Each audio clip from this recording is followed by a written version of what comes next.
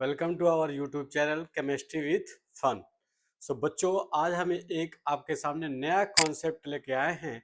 Organic chemistry में बच्चों को बहुत दिक्कत आती है कि रिजोनेंस कब कहते हैं। रिजोनेंस सर बोल देते हैं कि रिजोनेंस हो रहा है, रिजोनेंस नहीं हो रहा है। इन सब चीज़ों को समझेंगे कि रिजोनेंस के क्या क्या कंडीशंस है, कब ऐसी चीज़ें दिखें जो आप समझे कि इसमें क्या हो रहा है, रिजोनेंस हो रहा है। तो पहला टर्म हम लोग समझने जाएंगे जिसका नाम है रिजोनेंस। क्या देखेंगे? रिजोनेंस। रिजोनेंस क्या होता है? अब पहले तो ये समझ लें कि रिजोनेंस का मतलब क्या है।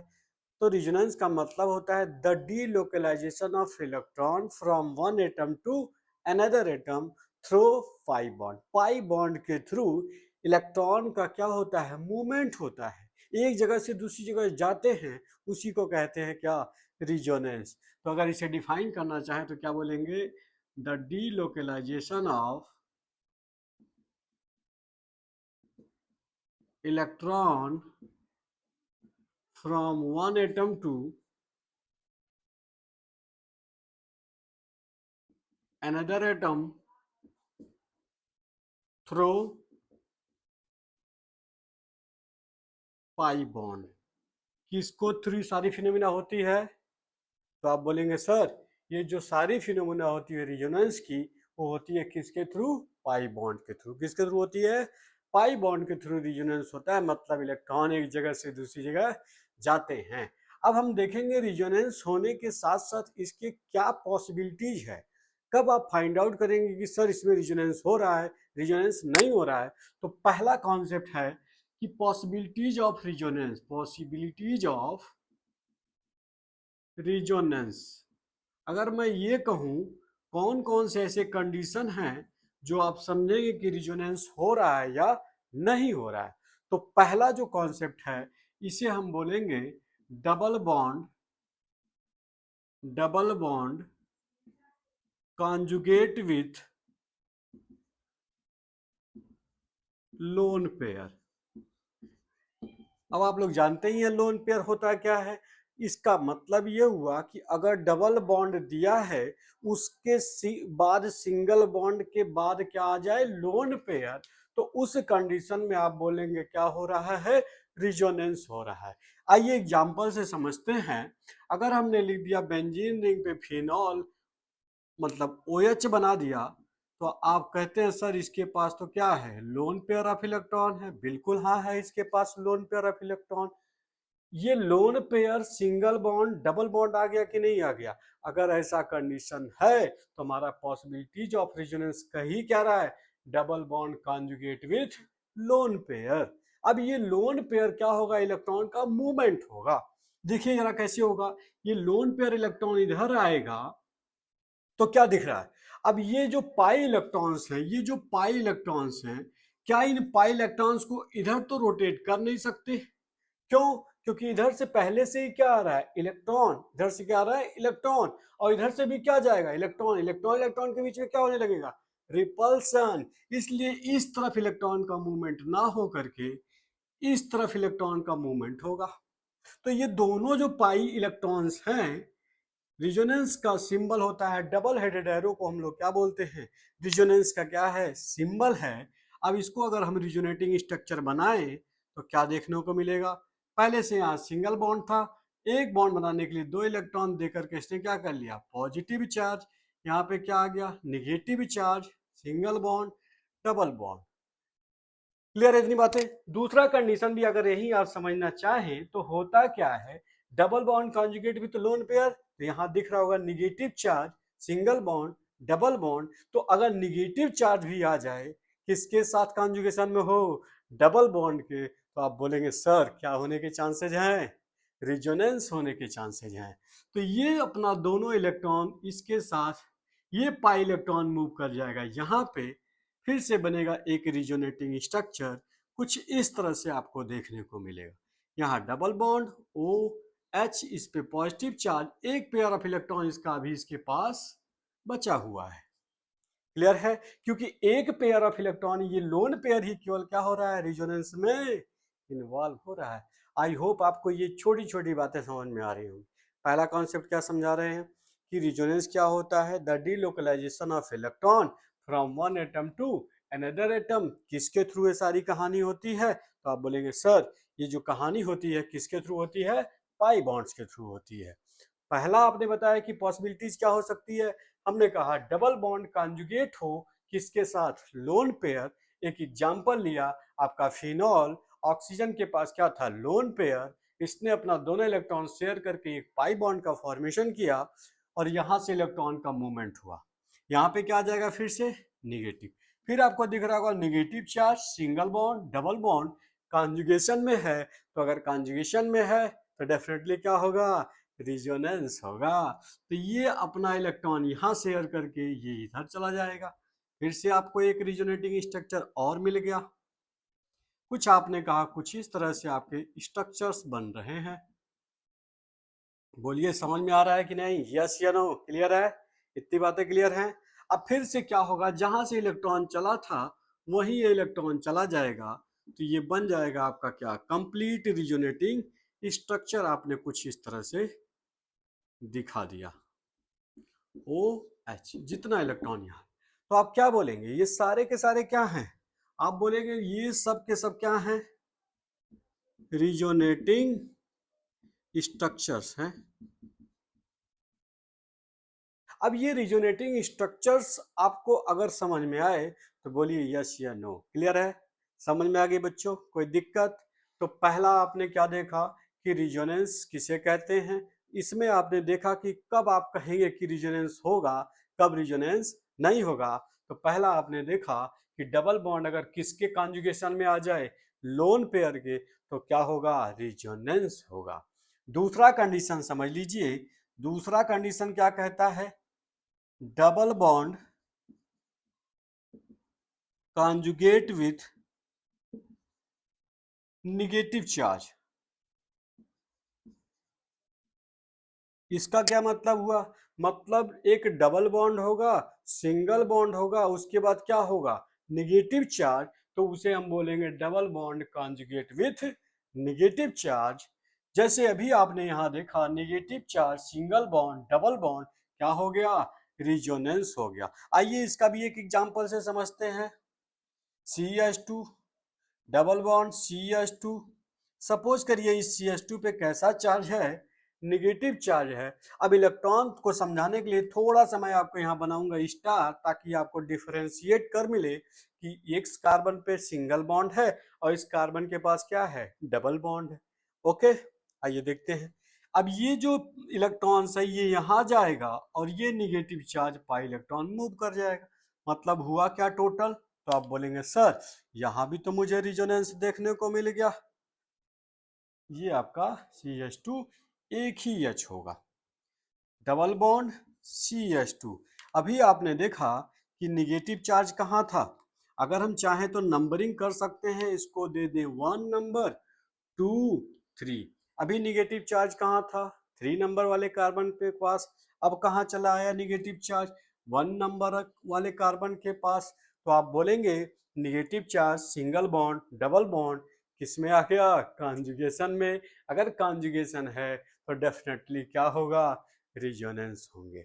आई होप आपको इतनी बातें समझ में आई होंगी। आइए तीसरा देखते हैं, तीसरी पॉसिबिलिटी देखते हैं कि कब रिजोनेंस हो सकता है। Okay,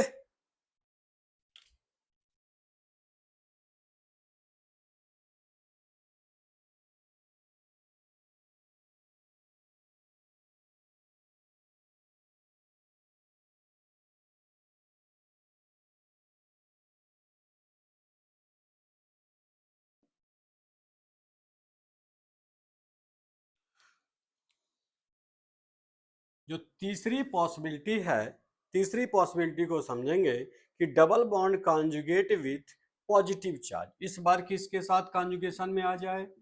double bond, double bond conjugate with, conjugate with positive charge. किसके साथ कॉन्जुगेशन में आ जाए? पॉजिटिव चार्ज के साथ। अगर डबल बॉन्ड हो, सिंगल बॉन्ड हो और उसके साथ क्या आ जाए? पॉजिटिव चार्ज, तब भी क्या होगा? रिजोनेंस, ये हमारे बच्चे सब बता देंगे। इसका भी एग्जांपल सिमिलरली अगर ले ले तो देखो जरा क्या कह दे, CH2 पे आ गया प्लस, नंबरिंग अगर कर दें पहचानने के लिए 1 2 और ये 3 कार्बन है, तो आप इस बार होगा क्या, ये जो पाई इलेक्ट्रॉन्स है मूवमेंट कुछ इस तरह होगा और ये पॉजिटिव चार्ज चला जाएगा 1 नंबर कार्बन के पास। CH2 पे आ गया plus, CH double bond CH2। तो आपने क्या देखा इसमें, आप कहेंगे सर ये तो बहुत आसान हो गया। आसान कैसे हो गया कि हमें रिजोनेंस कब होगा ये तो मुझे पता चलने लगा। अगर रिजोनेंस होना पता चलने लगा तो समझ लीजिए आपके जो ऑर्गेनिक में बात करते हैं कि रिजोनेंस स्टेबलाइज है, तो किस आपको ये समझ में आ जाएगा कि रिजोनेंस कब होगा कब नहीं होगा। तो इतनी बातें क्लियर है। आइए फोर्थ नंबर जो देखते हैं, फोर्थ को अगर अभी समझाना चाहें तो इसके लिए हम लोग बोलेंगे double bond, double bond conjugate with, double bond conjugate with odd electron. किसके साथ कॉन्जुगेशन में हो, ऑड इलेक्ट्रॉन के साथ कॉन्जुगेशन में हो, तो उस कंडीशन में भी क्या होने के चांसेस होते हैं, तो आप बोलेंगे प्यारे बच्चों क्या होगा, रिजोनेंस होगा। क्लियर है इतनी बातें। आइए अगर इसको सिंपल वे में कहना चाहें तो लीजिए सेम इसी एग्जांपल्स को हम कंसीडर करके चल रहे हैं। अगर हमने कहा यहाँ एक ऑड इलेक्ट्रॉन है, अब होगा क्या, ये पाई बॉन्ड ब्रेक होगा, एक इलेक्ट्रॉन इधर और एक इलेक्ट्रॉन इधर, मतलब होमोलिटी डिसोसिएशन हो करके रिजोनेंस होने के चांसेस हैं 1 2 3। तो होगा क्या, CH2 पे आ गया ऑड इलेक्ट्रॉन, CH यहाँ बन गया डबल बॉन्ड CH2। तो आपने अभी देखा इलेक्ट्रॉन कहाँ था आपका, तो आप बोलेंगे सर थर्ड नंबर पे था, अब कहाँ चला गया 1 नंबर पे। इसका मतलब है इसमें भी क्या हुआ है, रिजोनेंस हुआ है। क्लियर है। आई होप दैट आपको ये बात समझ में आ गई होगी कि ये रिजोनेंस क्या है, कैसे है। आई होप आपको क्लियर हो गया होगा। 4 कॉन्सेप्ट हैं, 4 कंडीशंस हैं, 4 पॉसिबिलिटीज हैं कि अगर ये चीजें देखने को मिले तो आप बोलेंगे क्या हो रहा है, रिजोनेंस हो रहा है। आइए इस रिजोनेंस के टाइप्स को पढ़ते हैं। अगर ये आपके टाइप्स अगर क्लियर हो गए तो जितने भी आपके इलेक्ट्रोफिलिक सब्स्टिट्यूशन रिएक्शन आप पढ़ते हैं किसके केस में, बेंजीन रिंग में जब आप देखते हैं इलेक्ट्रोफिलिक सब्स्टिट्यूशन रिएक्शन, पूरा का पूरा कॉन्सेप्ट डिपेंड करता है किसके ऊपर, रिजोनेंस के टाइप दो ही होते हैं, एक प्लस आर और दूसरा माइनस आर। आइए वन बाय वन समझते हैं रिजोनेंस के टाइप्स को, प्लस आर और माइनस आर।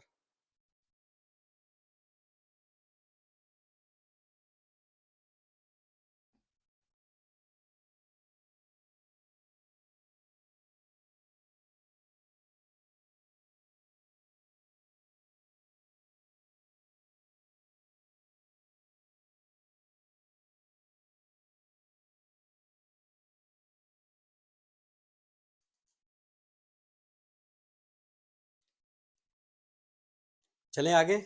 चलिए बच्चों फिर देखते हैं रिजोनेंस दो तरीके से होते हैं। रिजोनेंस के टाइप अगर हम देखें तो कितने तरीके से देखेंगे, दो तरीके से देखेंगे। एक आपका बोलते हैं प्लस आर रिजोनेंस, जिसके साथ आप बोलेंगे क्या हो, इलेक्ट्रॉन डोनेटिंग ग्रुप हो। कैसे हो, इलेक्ट्रॉन डोनेटिंग ग्रुप हो, मतलब इलेक्ट्रॉन देने वाले हो बेंजीन रिंग को, तो उसे हम लोग बोलते हैं प्लस आर। जैसे अभी आपने एक एग्जांपल देखा था क्या, बेंजीन रिंग पे आपने एक देखा था OH ग्रुप, तो आपने कहा आइए इसको एक अनदर एग्जांपल से समझाते हैं। पहले ये बता दें कि प्लस आर कब आप समझेंगे, ये तो डायरेक्ट कॉन्सेप्ट हो जाएगा। पहले हम समझते हैं कि प्लस आर कब होगा। देखिएगा प्लस आर के लिए हम एक कंडीशन लिख रहे हैं। मान लीजिए आपको बेंजीन रिंग पे ए और बी टाइप का कोई एटम दिया हुआ है, तो आपको अगर आइडिया नहीं है कि ये देने वाला ग्रुप है या फिर लेने वाला ग्रुप है, तो इसको समझने के लिए आपको जानना होगा पहली बात कि जो ए एटम contain नेगेटिव चार्ज और लोन पेयर। पहली बात आपको क्या याद रखनी है कि जो ये ए एटम है इसके पास क्या होना चाहिए, या तो नेगेटिव चार्ज हो या तो लोन पेयर हो। अगर ऐसा कंडीशन है तो आप बोलेंगे कि इसमें रिजोनेंस होने के चांसेस हैं। दूसरा याद रखिएगा, B atom is less electronegative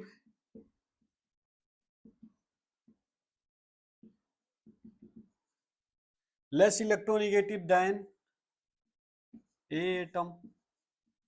A atom से क्या होगा, लेस इलेक्ट्रोनिगेटिव होगा, तो ऐसे केस में आप बोलेंगे ये कौन सा रिजोनेंस होगा, प्लस आर। बस ये दो बातें अगर आपको पता है, ए एटम और बी एटम अगर आपने समझ लिया, तो आप क्या कर सकते हैं, बता सकते हैं कि प्लस आर हो रहा है या फिर माइनस आर हो रहा है।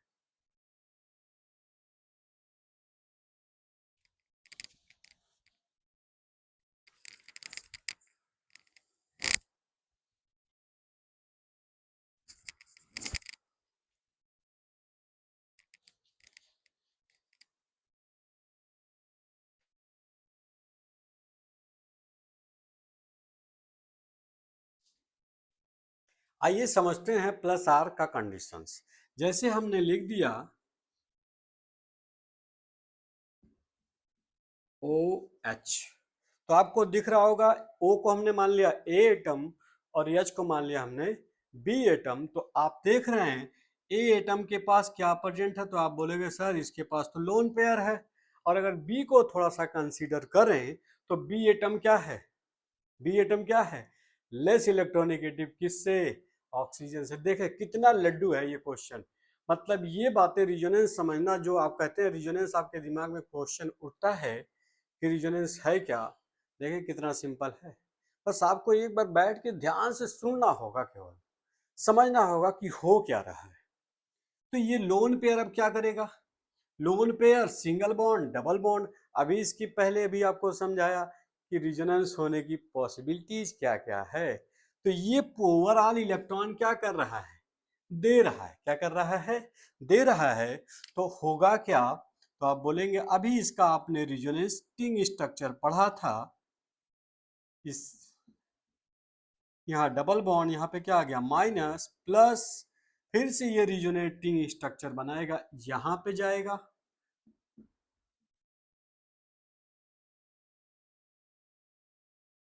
ये हो गया डबल बॉन्ड नेगेटिव चार्ज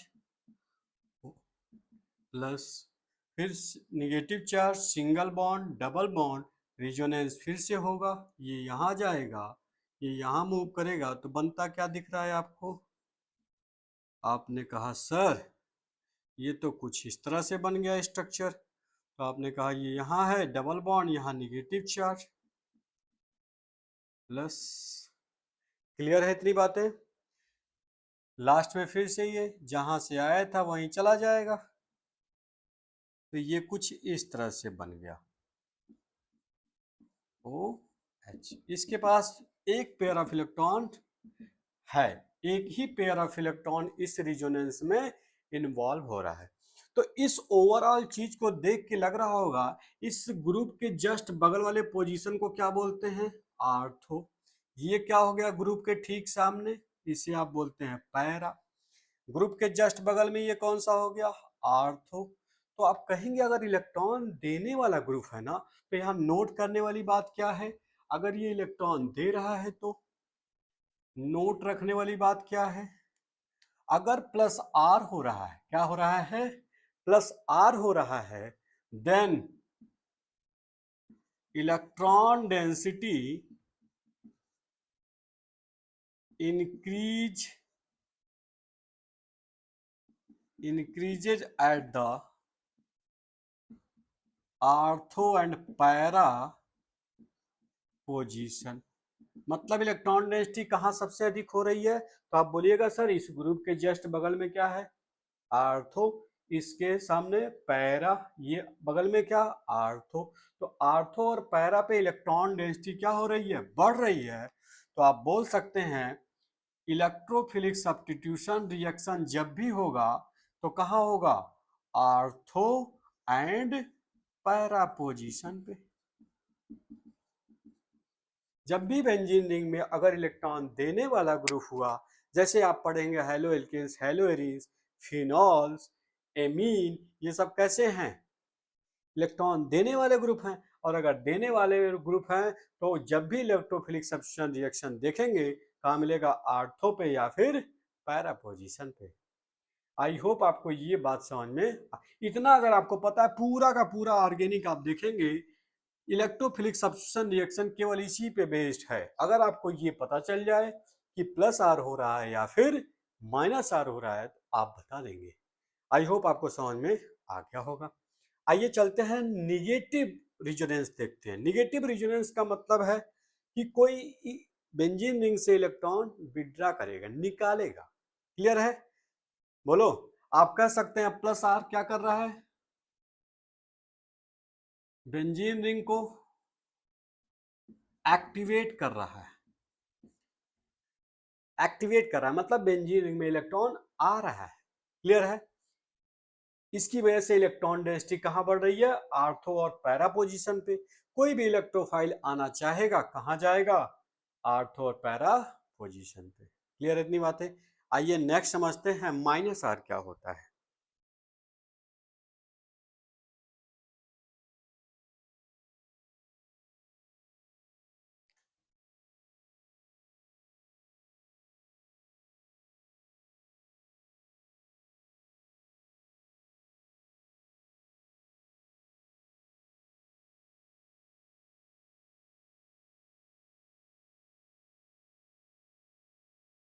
आइए माइनस आर को समझते हैं। माइनस आर का मतलब है बेंजीन रिंग पे कैसा ग्रुप जुड़ा होगा, इलेक्ट्रॉन विड्रॉइंग ग्रुप जुड़ा होगा। एक एग्जांपल से समझते हैं, इसके लिए भी समझ लीजिए। जनरल वे में ए एटम लिख दिया, बी एटम लिख दिया। यहाँ कंडीशंस क्या याद रखना है, इस बार ये जो बी एटम है ना, ये मोर इलेक्ट्रोनिगेटिव होना चाहिए। तो पहला कंडीशन क्या याद रखिएगा, B atom is more electronegative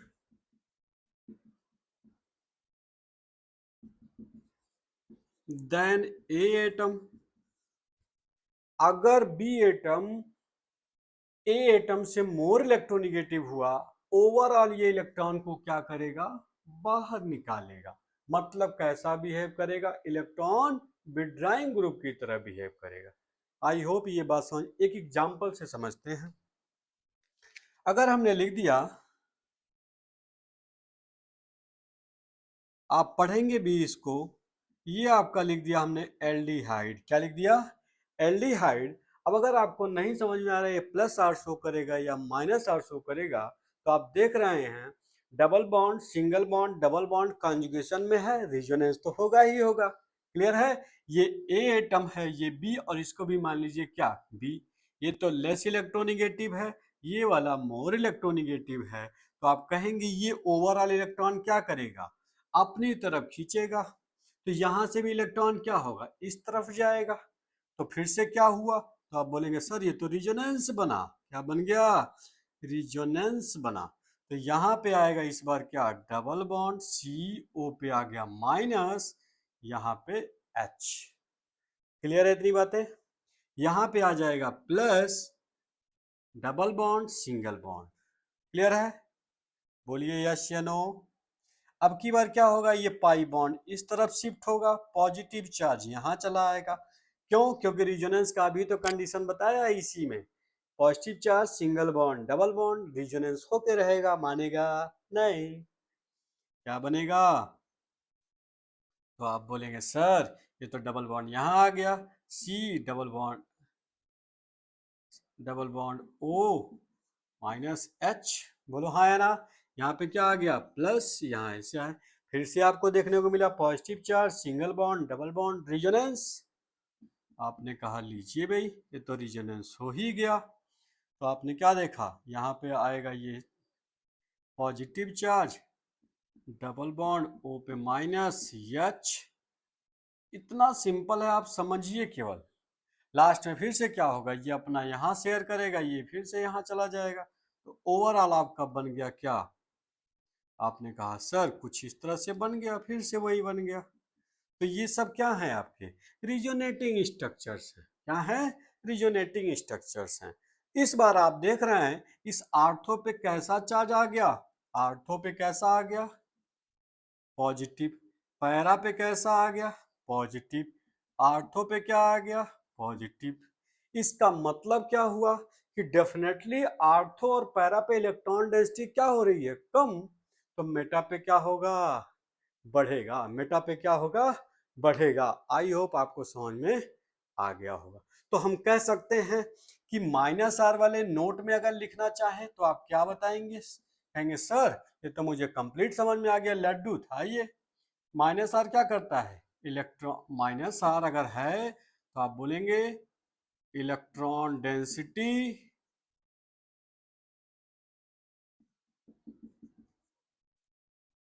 decreases at ortho and para position, but electron density थोड़ा सा ज्यादा होगा, कहाँ पे, मेटा पोजीशन पे। कहाँ पे होगा, मेटा पोजीशन पे। आई होप इस आपको समझ। अगर हम इसके लिए बात करें तो आप कहेंगे इलेक्ट्रोफिलिक सब्स्टिट्यूशन रिएक्शन अगर माइनस आर है तो ऐसे केस में कहाँ होगा, तो आप बोलेंगे सर आप कुछ मत बोलिए, अब मैं सब बता दूंगा, ये प्यारे बच्चे सब बता देंगे। तो इलेक्ट्रोफिलिक सब्स्टिट्यूशन रिएक्शन कहाँ होगा, मेटा पोजीशन पे। आई होप आपको इतनी बात क्लियर हो गई होगी। आइए इसका एक शार्ट नोट दे देते हैं आपको, ताकि ये सब चीजें आपको तो आना ही चाहिए। अगर सारे कॉन्सेप्ट पता है तो definitely of electrophilic substitution reaction 4 chapter में आपके आते हैं। हैलो एल्केन्स, हैलो एरीन्स, इसके बाद alcohol, phenol, ether, aldehyde, ketone, carboxylic acid.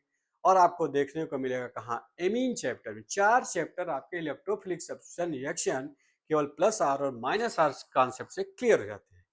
Done, okay. आइए इसका शॉर्ट वे हम आपको समझा देते हैं दोनों तरीके को।